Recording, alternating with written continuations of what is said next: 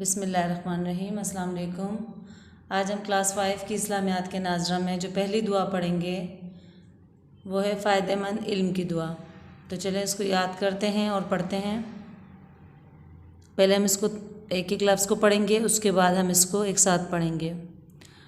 اللہم انی اسألک علما نافعا ورزقا طیبا وعملا متقبلا۔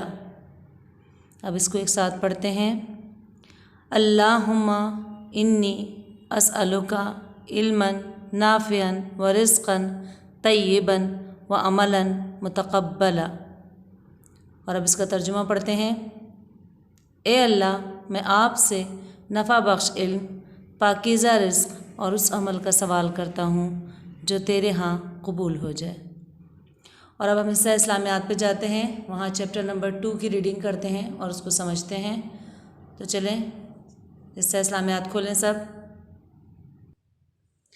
رسالت کے معنی اور مفہوم جو ہیں وہ ہے پیغام پہنچانے کے۔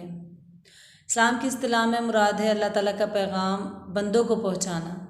رسالت کے معنی ہے اللہ تعالیٰ کا پیغام بندوں کو پہنچانا، اور یہ پیغام پہنچانے والے ہمارے نبی اور رسول کہلاتے ہیں۔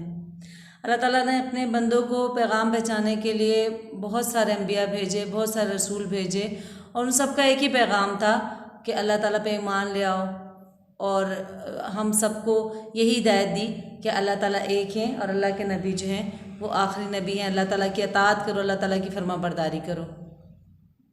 تمام نبی، تمام انبیاء جو ہیں اور رسول جو ہیں وہ اللہ تعالیٰ پر ایمان رکھتے تھے اور وہ مسلمان تھے۔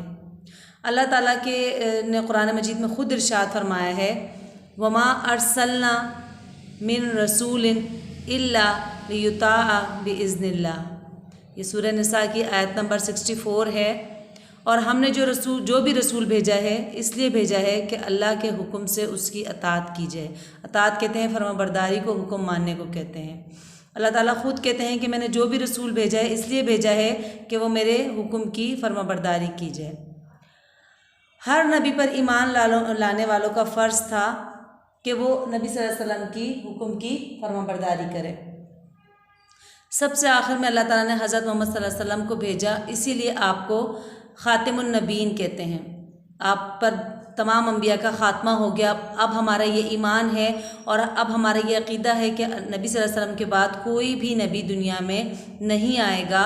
نبی صلی اللہ علیہ وسلم آخری نبی ہیں، اور اس سے پہلے جتنے بھی انبیاء آئے ہیں وہ ہماری شریعت میں جو ہیں وہ شامل ہیں، اور یہی ہماری آخرت میں نجات کی اور کامیابی کا ذریعہ ہے کہ ہم اپنے نبی صلی اللہ علیہ وسلم کی اطاعت کریں، اس کی فرما برداری کریں اور ان کے تمام حکم کی احکامات کو اپنی زندگی میں بچا لائیں۔